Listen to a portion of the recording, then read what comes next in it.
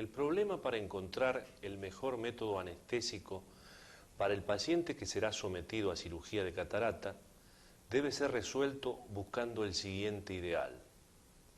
A. La técnica debe ser segura para el paciente. B. El procedimiento debe ser agradable dentro de las posibilidades técnicas actuales. C. Se deben proporcionar condiciones operatorias buenas o razonables para el cirujano. D.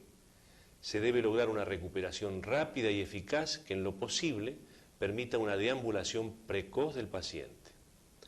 A través del análisis de los 5.500 casos operados en forma ambulatoria, mediante las técnicas de utilización de técnicas retrovulvar y paravulvar, creemos haber encontrado con ellas la solución a los difíciles problemas planteados en el inicio de este trabajo.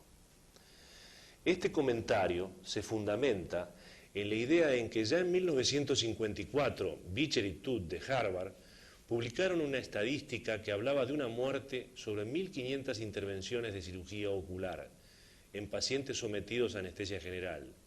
Y 22 años después, en 1976, Black y Deming hacían referencia a estadísticas que demostraban que de cada 1.000 pacientes, uno fallecía a consecuencia de ser sometido a anestesia general para cirugía ocular.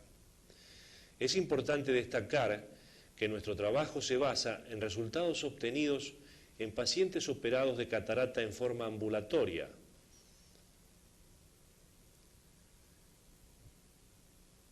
Es el propósito de este apartado describir los materiales utilizados para la realización de los bloqueos regionales a nivel del globo ocular, así como la descripción de la técnica empleada. Si bien el grupo de pacientes presentó edades comprendidas entre los 17 y 94 años, la gran mayoría de ellos estuvo ubicada en el rango etario senil, edad promedio 71 años.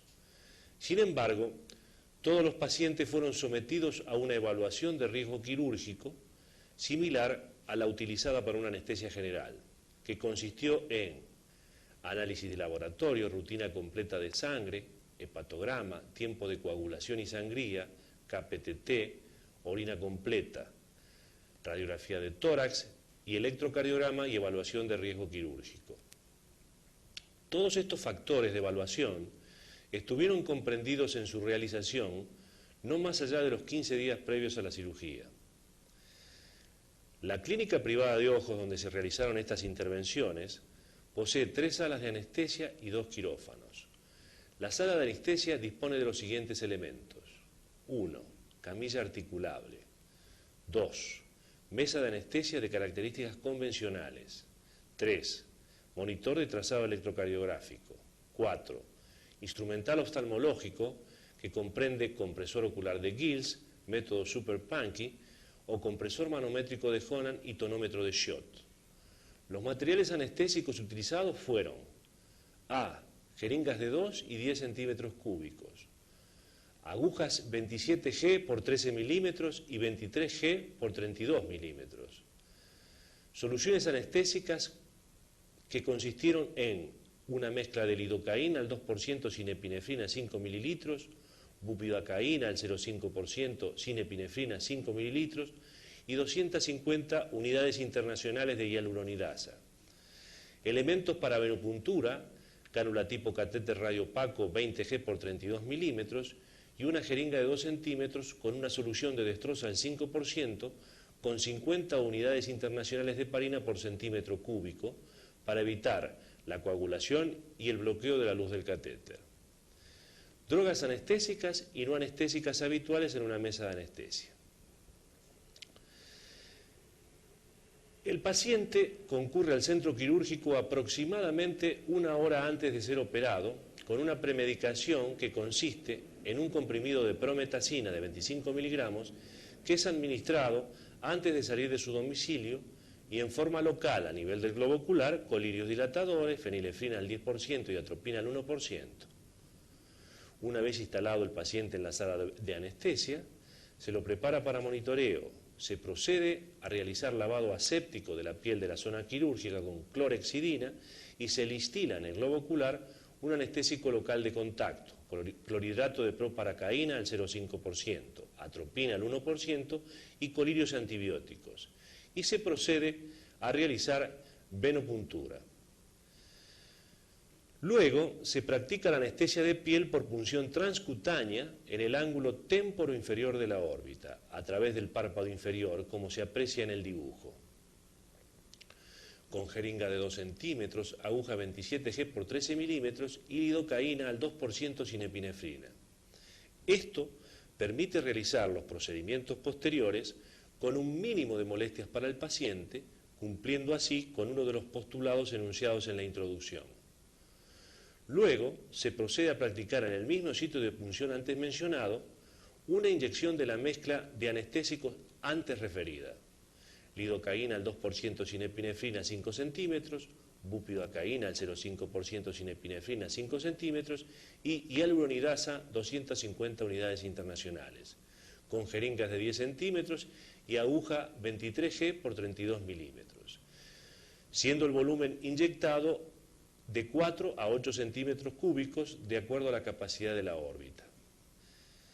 Para realizar esta punción se le solicita al paciente que desvíe el globo ocular hacia su zona frontal y se estará atento al movimiento que realiza el ojo durante la introducción de la aguja. El bisel de la aguja estará más próximo que la punta del globo ocular para tratar de evitar la perforación del mismo. Como vemos en el esquema, la aguja A está en posición correcta y la B en posición incorrecta.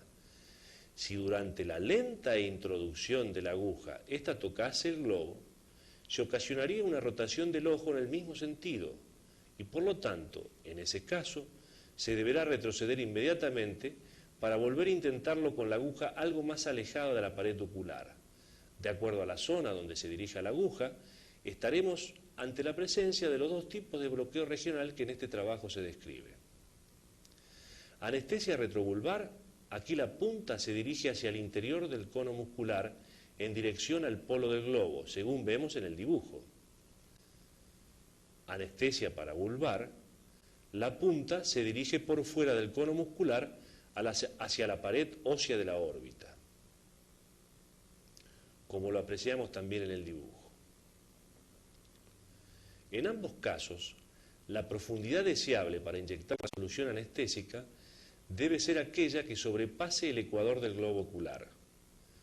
Luego, se procede a medir la presión intraocular con el tonómetro de Schott y se coloca el compresor de Honan a 40 milímetros de mercurio, buscando llevar la presión intraocular a valores entre 8 y 15 de la escala de Schott, alrededor de 5 milímetros de mercurio. Aproximadamente a los 10 minutos de la primera inyección se realiza una evaluación de la motilidad extrínseca del ojo. Si el globo ocular demostrase insuficiente bloqueo motor y o presión intraocular elevada, se realizarán nuevas inyecciones de acuerdo a la técnica que se haya empleado al principio.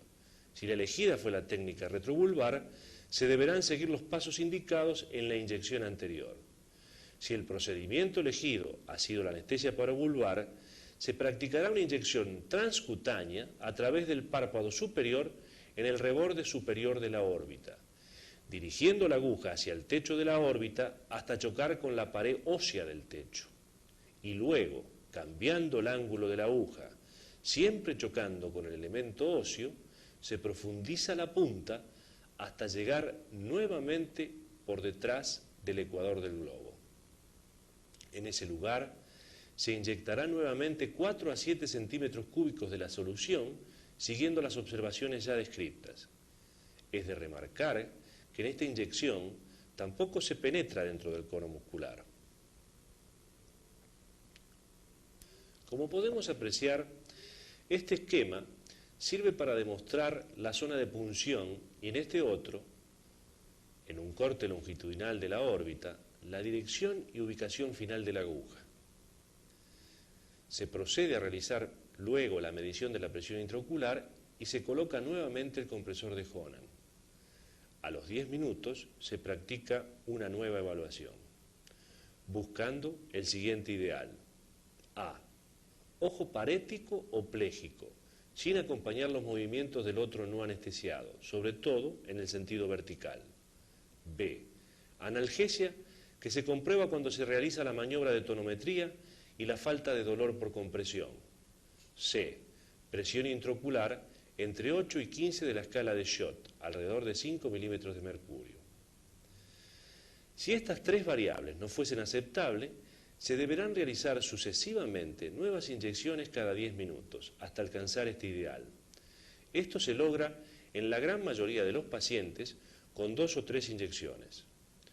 Observamos ahora el porcentaje relativo de inyecciones necesarias para lograr el ideal anestésico descripto.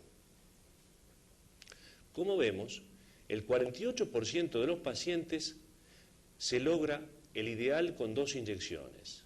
En el 27% de los pacientes esto se logra con 3 inyecciones, en el 15% con 1, en el 6.5 con 4, en el 2.7 con 5 y en el 0.8 con 6 inyecciones. Cuando se haya logrado este objetivo, habremos cumplido con el tercero de los postulados enunciados y el paciente estará en condiciones de ser intervenido quirúrgicamente. Una vez ubicado en la camilla de operaciones, la intervención quirúrgica transcurre bajo los controles clásicos de tensión arterial, monitoreo electrocardiográfico y control clínico.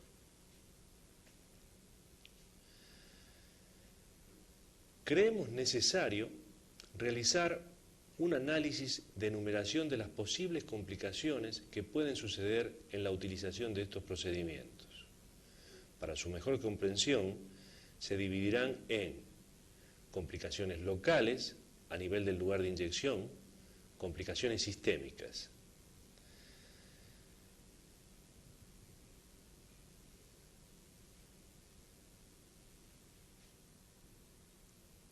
Uno, leve o moderada hemorragia retrovulvar que es causa de suspensión de la cirugía.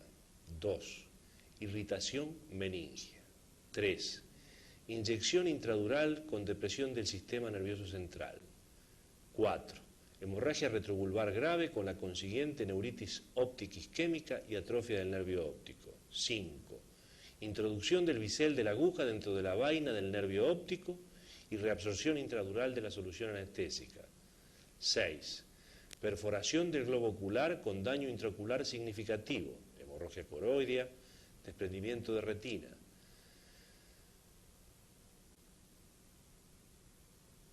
1. Hemorragia paravulvar leve o moderada. 2. Perforaciones del globo ocular.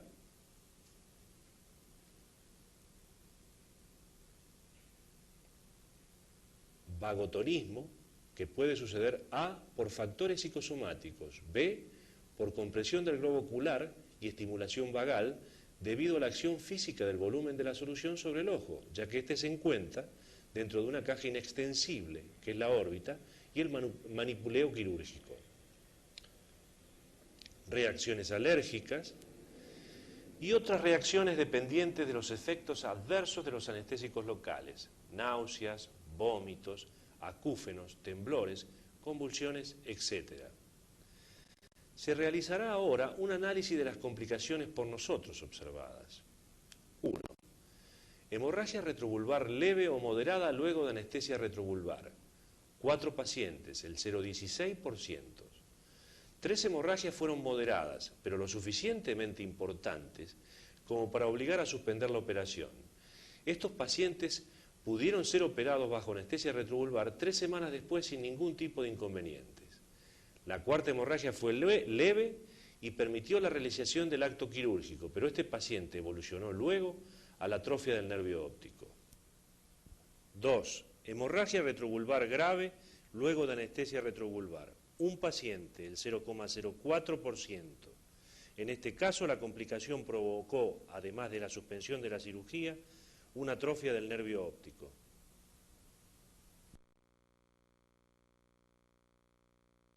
Ocular en anestesia.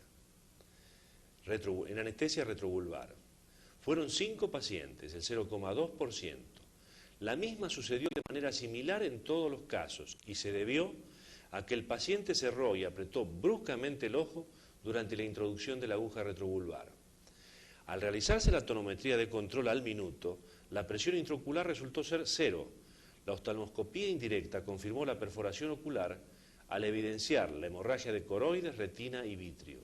Se canceló la operación en todos los casos. En 2 de los 5 casos, la hemorragia se reabsorbió sin desprendimiento de retina y ambos fueron operados luego de un intervalo de 3 meses sin complicaciones. Otros 2 casos fueron operados de desprendimiento de retina y el último no volvió a la consulta. Es de remarcar que luego de estos accidentes comenzamos a practicar en todos los casos el bloqueo de la piel con aguja 27G por 13 milímetros, como ya fue descrito, antes de la anestesia retrovulvar o paravulvar propiamente dicha. 4. Hemorragia leve o moderada en anestesia paravulvar. Debido a que la complicación solo reviste importancia de tipo estético-cosmético, no hemos creído necesario llevar una estadística puntual sobre la misma. Si bien existieron algunos casos, en ninguno de ellos fue necesario suspender la cirugía. 5. Perforación del globo ocular en anestesia paravulvar. No hubo ningún caso de perforación siguiendo los pasos de la técnica ya descrita. 6. Vagotonismo. No reviste mayor importancia el evaluar en detalle el mecanismo por el cual se produjo el episodio vagotónico. El porcentaje general fue inferior al 10% y de ellos el 50% no tuvo necesidad de ser tratado. Solo cursaron con disminución leve de la frecuencia cardíaca y sin hipotensión. Del 50% restante, hubo 2 casos que cursaron con bradicardia, hipotensión, náuseas, pero sin pérdida del sensorio ni depresión respiratoria. Fueron tratados con sulfato de atropina 1 miligramo, etilefrina 5 miligramos, dexametasona 8 miligramos, todo por vía intravenosa. Ninguna otra medicación fue administrada y los pacientes recuperaron sus valores basales dentro de los 5 minutos de iniciado el tratamiento. Otros 2 casos cursaron además con pérdida del sensorio, vómitos y leve depresión respiratoria posterior. A estos pacientes se le agregó al tratamiento anterior asistencia respiratoria manual sin necesidad de maniobras para intubación orotraqueal y conservando respiración con FiO 2 de 1. También se recuperaron antes de 5 minutos y no fue necesario suspender la cirugía. El resto de los pacientes cursó con disminución de la frecuencia cardíaca e hipotensión arterial leve sin otros síntomas y fueron tratados con atropina 0,5 miligramos por vía intravenosa y ninguna otra medicación fue necesario administrar. 7. Reacciones alérgicas. A. Reacciones con rash cutáneo, prurito, sin reacciones eritematopapulosa y ligero edema local. 2 casos, el 0.04%. Se administró dexametasona 8 miligramos por vía intravenosa, cediendo el cuadro a la hora. No fue necesario suspender la cirugía. B. Shock anafiláctico. 1 caso, 0,02%. El paciente presentó rash cutáneo generalizado, hipotensión severa, 60 milímetros de mercurio, taquicardia sinusal alrededor de los 160 latidos por minuto, depresión respiratoria grave y posterior paro respiratorio, bradicardia, 50 latidos por minuto, en sucesión de acontecimientos. Se procedió a realizar intubación orotraqueal y asistencia respiratoria manual con oxígeno al 100%. Se administró dexametasona 8 miligramos, etilefrina 10 miligramos, atropina 1 miligramo, hidrocortisona 1 gramo, cediendo los síntomas en 10 minutos hasta la recuperación absoluta en 3 horas. En este paciente se suspendió la operación y luego de su recuperación se retiró por sus propios medios a su domicilio. 8. Ninguna otra reacción fue encontrada en el número total de casos. A continuación, presentaremos la demostración práctica de las técnicas ya descritas.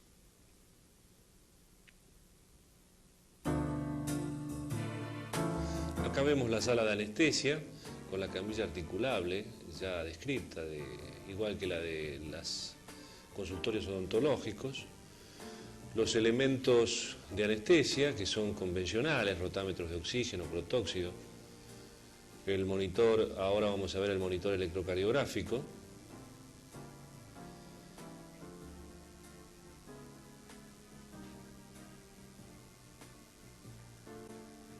y comenzamos a preparar a la paciente.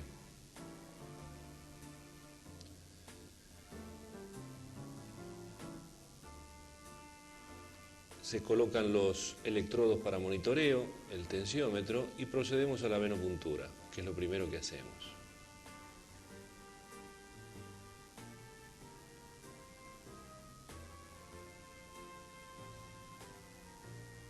Para ello utilizamos un catéter radiopaco o 20 G por 32 milímetros. Eso facilita el traslado del paciente a la sala de operaciones sin que se provoquen lesiones en la vena o se pierda la vena en el traslado.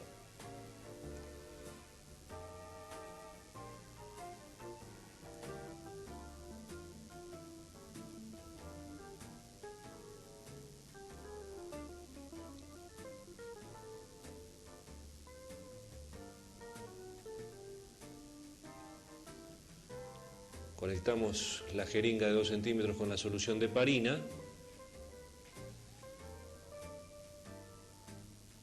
Y bueno, procedemos ahora a la realización de la anestesia de la piel en el ángulo témporo inferior de la órbita.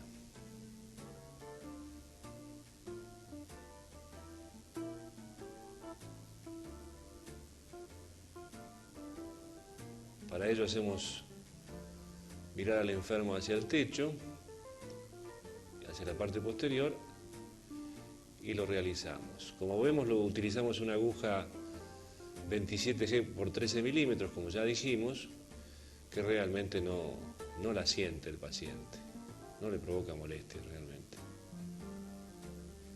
Esto nos va a permitir trabajar con más tranquilidad cuando realicemos la paravulvar.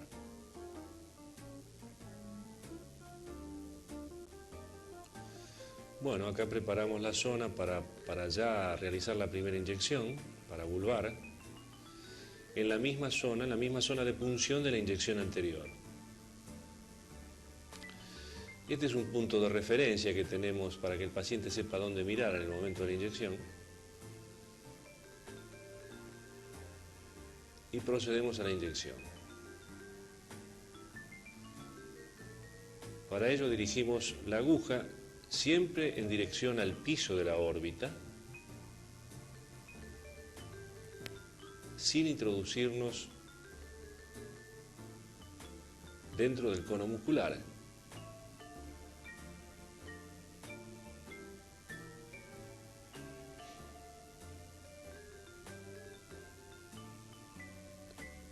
Y de esa manera tratar de evitar los elementos nobles del ojo.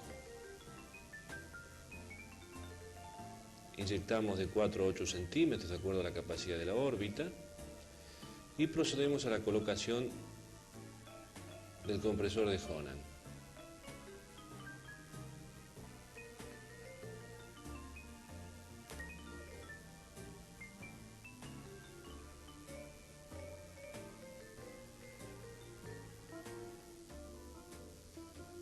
Se coloca el Honan a 40 milímetros de mercurio y luego vamos a dejar a la paciente y vamos a esperar alrededor de 10 minutos para comprobar cuál es el estado de la anestesia, es decir, buscando lo que ya dijimos, el ideal anestésico que perseguimos, es decir, el ojo pléjico, la analgesia que se comprueba indudablemente por la falta de dolor al Honan y a las maniobras, y una presión intraocular entre 8 y 15 de la escala con el shot. Acá vamos a proceder a realizar la primera evaluación, después de alrededor de 10 minutos de la primera inyección para vulvar.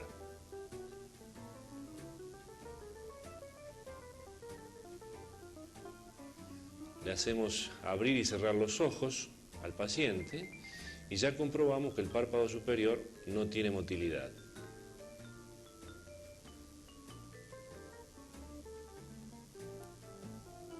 Muy ligera motilidad al párpado superior. Ahora le hacemos mirar hacia arriba y hacia abajo y comprobamos que tiene muy poca motilidad vertical y ninguna motilidad horizontal. Esta paciente, si la presión intraocular estuviera entre 8 y 15 de la escala, estaría en condiciones así de operarse.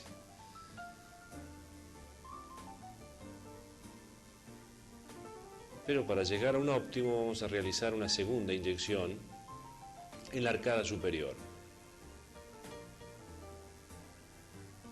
Ustedes recuerdan que para ello dirigíamos la aguja en dirección tangencialmente al globo y en dirección al techo de la órbita, hasta chocar con el elemento óseo.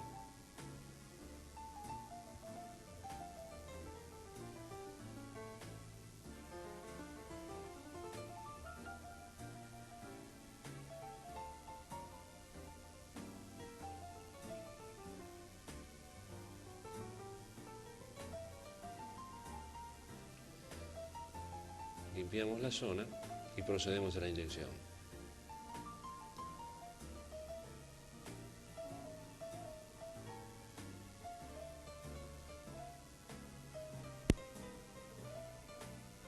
Como vamos a observar por la cara de la paciente, no tiene ninguna molestia en la inyección. Ya el ojo tiene analgesia. Chocamos con el hueso y vamos cambiando el ángulo hacia arriba y profundizando con el objetivo de pasar el ecuador del globo ocular. Una vez llegado a este lugar, procedemos a la inyección, que también estará en un volumen de 4 a 8 centímetros. Una vez terminada la inyección, volvemos a colocar el Honan y la controlamos otra vez alrededor de los 10 minutos.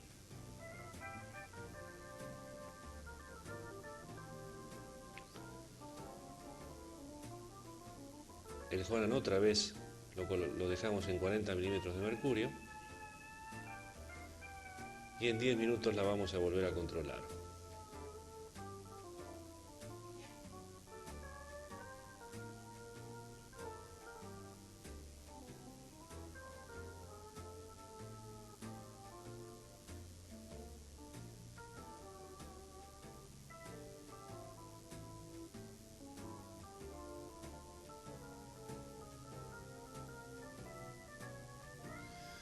Ahora vamos a realizar una nueva evaluación, como dijimos antes.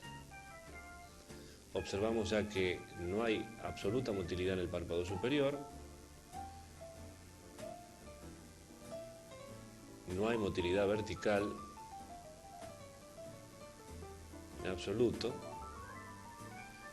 ni motilidad horizontal. El ojo está realmente pléjico, inmóvil. Y ahora, si la presión está entre 8 y 15 de la escala, está en condiciones la paciente de ser llevada a cirugía.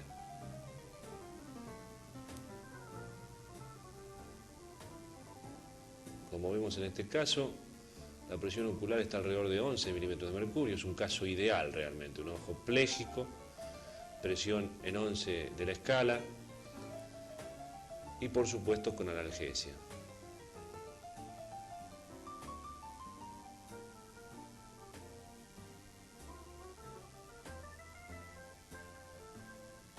Toda maniobra en el ojo es seguida de un lavado con un colirio antibiótico, en este caso usamos tobramicina.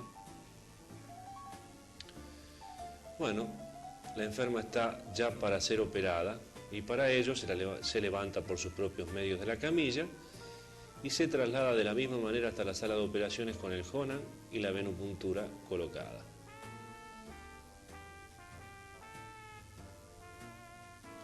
Acá tenemos otro paciente al cual ya se le ha practicado la inyección de piel con la aguja 27G por 13 milímetros. Es un paciente que va a ser sometido a una operación de catarata y glaucoma y procedemos a practicar la primera inyección paravulvar después de haber ya realizado anestesia de la piel, como dije antes. Llegamos a las zonas, pasando el ecuador del globo, e inyectamos 6 centímetros, o 7 en este caso.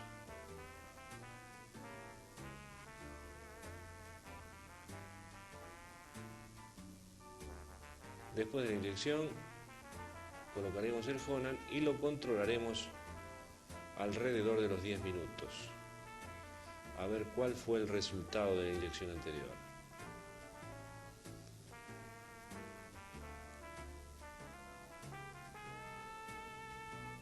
Si Si el resultado no fuera el ideal, le practicaremos otra inyección.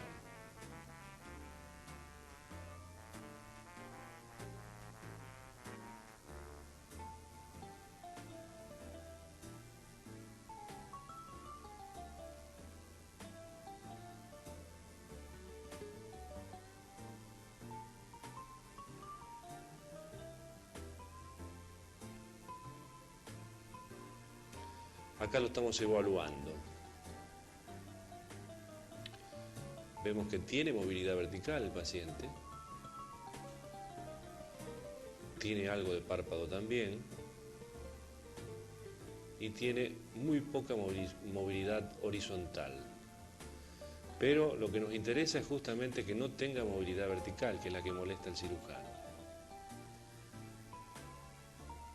Entonces vamos a practicar una nueva inyección en la arcada superior de la órbita.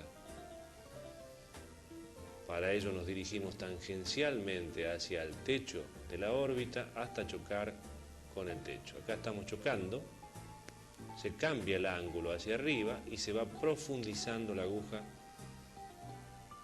hasta sobrepasar el ecuador.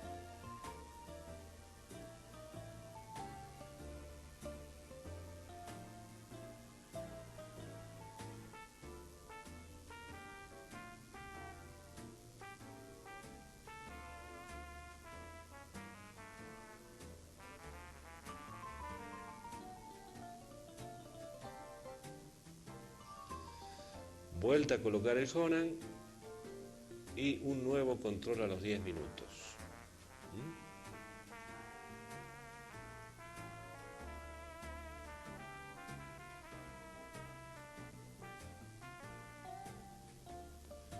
Recordemos que este paciente iba a ser operado de catarata y glaucoma.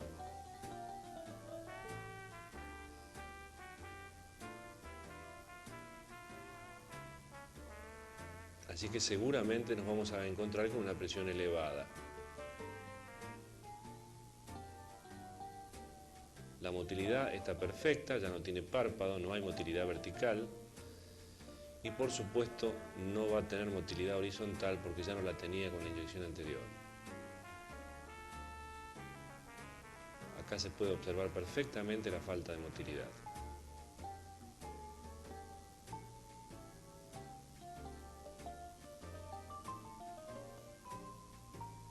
Si la presión intraocular en este caso estuviese en cifras ideales, el paciente estaría en condiciones de ser llevado a cirugía.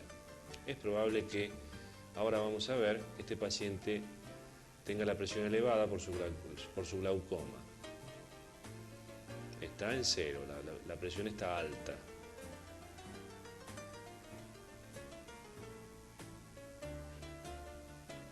Cero a 2.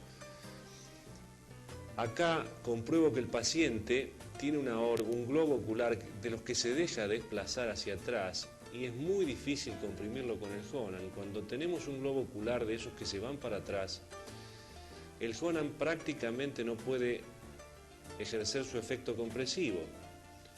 Entonces tenemos que interponer un elemento entre el fuelle del Honan y el globo ocular.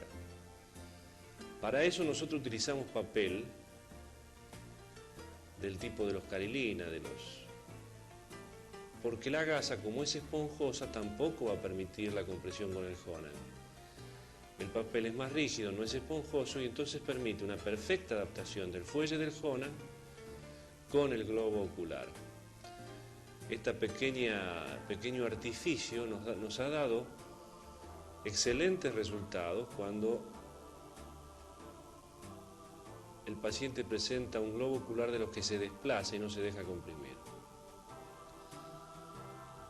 Volvemos a colocar el Honan de esta manera y mediremos la presión ocular dentro de unos minutos, a ver qué es si llegamos a cifras ideales. A los pacientes con glaucoma, el límite de presión se agranda un poco, es decir, ya cuando el paciente llega a 5 o 6 de la escala de Schott, ya lo llevamos a cirugía, porque sabemos que es muy difícil llevarlo a cifras mejores, y con esa presión en un glaucoma no tenemos inconvenientes. La operación se puede realizar en forma tranquila, sin problemas.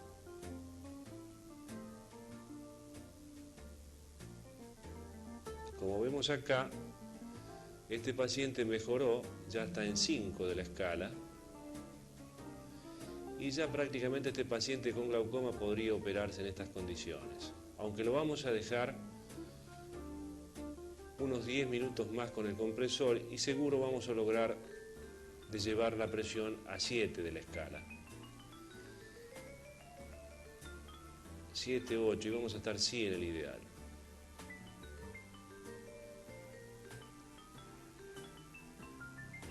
Dentro de 10 minutos aproximadamente, con compresión, el paciente va a estar ya en condiciones ideales. 5. El paciente está para cirugía. Y con su Honan colocado, es trasladado a cirugía.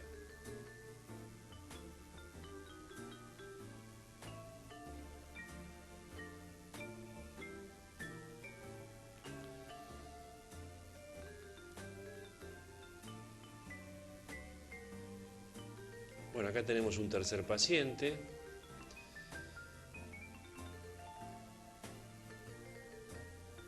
Donde vamos ya a practicar, ya preparado.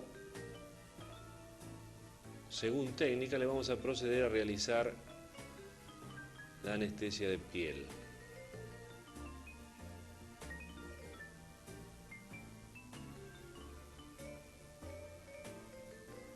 Luego de 2 o 3 minutos, le realizamos en el ángulo temporo inferior la primera inyección paravulvar.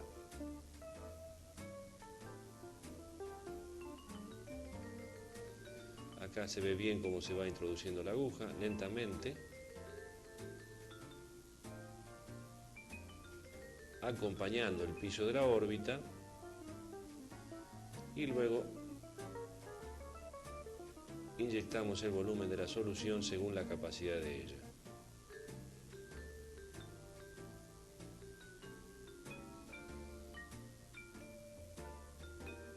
Se procede a la colocación de Honan y acá vamos a hacer el primer control.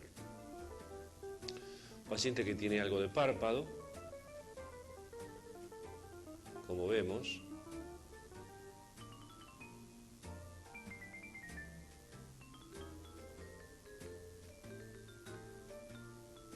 Y tiene motilidad vertical y, como vamos a ver, también motilidad horizontal. Hacia afuera y hacia adentro el ojo se mueve bastante. Entonces hay que realizar una segunda inyección. Nos vamos para ello a la arcada superior. Según lo ya descrito. Acá apreciamos cómo vamos profundizando, cambiando el ángulo, siempre chocando con el techo de la órbita. Y inyectamos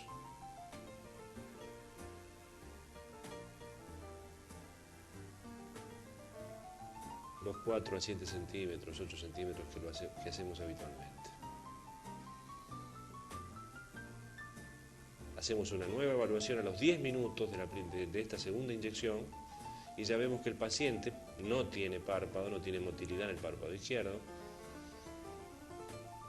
Y ahora vamos a ver cómo está su motilidad extrínseca.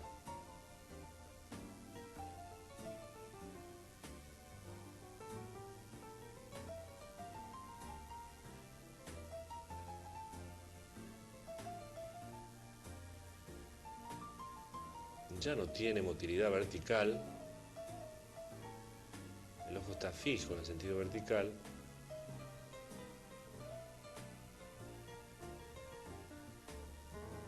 No tiene motilidad externa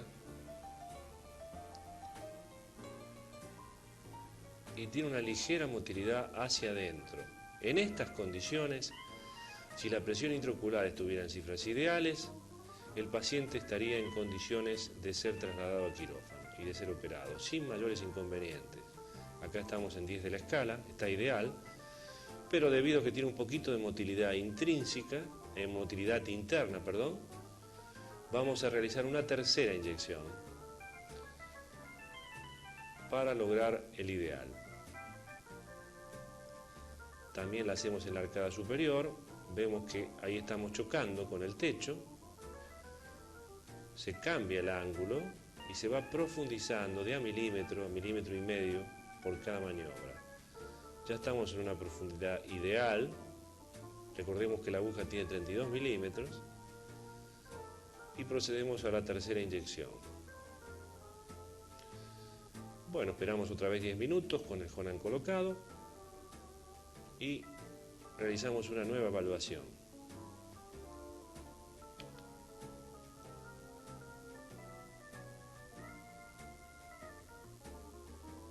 No hay motilidad ya en ningún sentido, el ojo está absolutamente inmóvil y si la presión intraocular marca cifras ideales, estamos con un paciente ideal para la cirugía.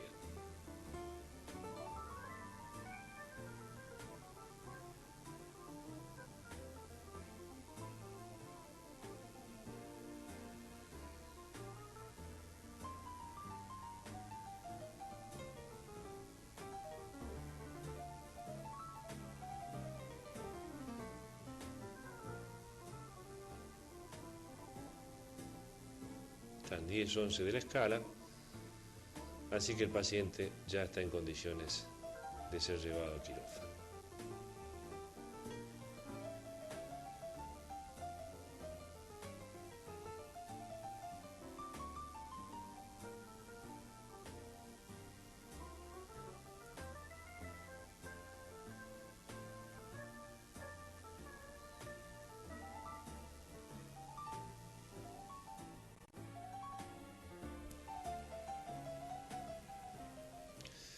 A través del análisis de los resultados, se demuestra que en general el porcentaje total de complicaciones ha sido muy poco significativo, evaluada a nuestro entender una población de pacientes tan elevada como la que aquí se presenta. Las complicaciones graves, hemorragia retrovulvar, perforación del globo ocular y shock anafiláctico, solo sumaron 11 casos, 0,23%. de los cuales 6 de ellos fueron resueltos con posterioridad en forma satisfactoria. Si bien en el transcurso del análisis hemos valorado la importancia de producir lesiones graves, creemos de utilidad comentar que se demuestra bajo índice general de morbilidad, así como también falta absoluta de mortalidad a través del empleo de esta técnica. No debemos olvidar, pues, que la administración de anestesia general conlleva en sí misma potenciales riesgos actualmente, impredecibles en algunos casos y que sigue siendo tema de preocupación en todos los equipos médicos dedicados a resolver este tipo de patología. Queremos dejar aclarado que no es nuestra intención llevar a cabo una controversia en esta discusión, solo proponemos lo que a nuestro juicio es válido como experiencia. Surge también del análisis que debido al índice de morbilidad potencial que puede tener el uso de anestesia retrovulvar respecto del que puede ocasionar el uso y manejo de la anestesia paravulvar, en el último periodo de trabajo nos hemos inclinado decididamente por esta última, ya que en 3.000 casos no hemos tenido complicaciones atribuibles a la técnica y nos ha brindado parámetros operatorios similares a los obtenidos con el uso de la anestesia retrovulvar. Creemos de interés hacer conocer que existirían dos situaciones clínicas que potencialmente podrían hacer desistir de la utilización de estos procedimientos. Ellas son la insuficiencia cardíaca congestiva y la enfermedad pulmonar obstructiva crónica, ambas compensadas. A pesar de ello, y si bien no fue comentado en los resultados, hemos realizado varios casos portadores de esta patología, y estos pudieron realizarse observando una sola premisa práctica, que fue la de evaluar si podrían si podían permanecer acostados en decúbito dorsal con una sola almohada durante 20 minutos. Tiempo quirúrgico promedio. Los pacientes han logrado cumplir con ese requisito y pudieron ser operados sin complicaciones posteriores.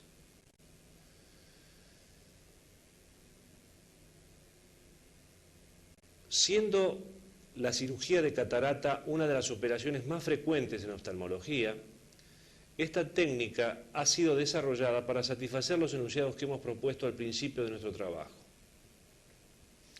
Podríamos decir además que es factible realizar en forma satisfactoria todo el resto de la patología quirúrgica del globo ocular y que ellas en sí son fácilmente aplicables con el entrenamiento adecuado.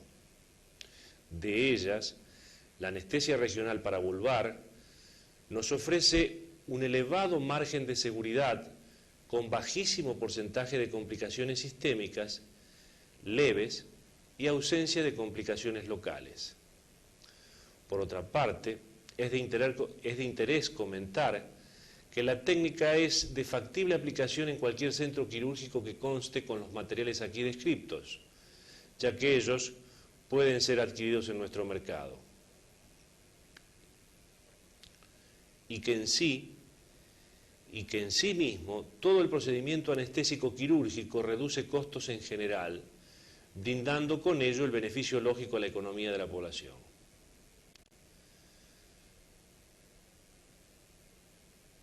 La anestesia regional del globo ocular, realizada en forma retrovulvar o paravulvar, ocupa a través de este trabajo un lugar dentro de la literatura anestesiológica actual.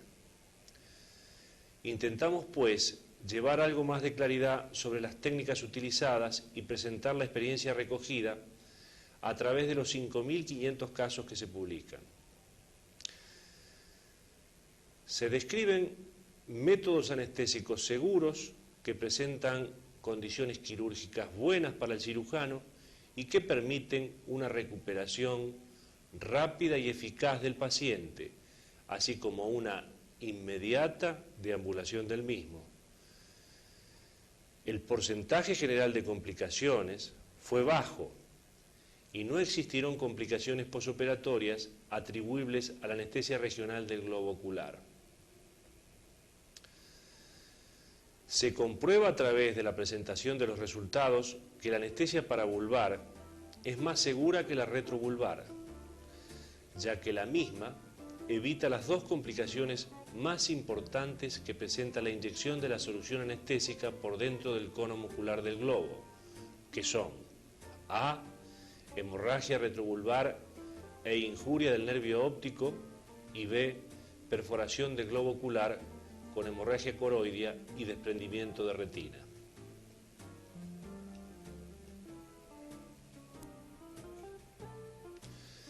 Debemos recordar que un accidente en cirugía es siempre una sumatoria de errores. Por eso, con una preparación y anestesia correcta, tendremos una operación tranquila y sin inconvenientes, como podemos apreciar en la imagen.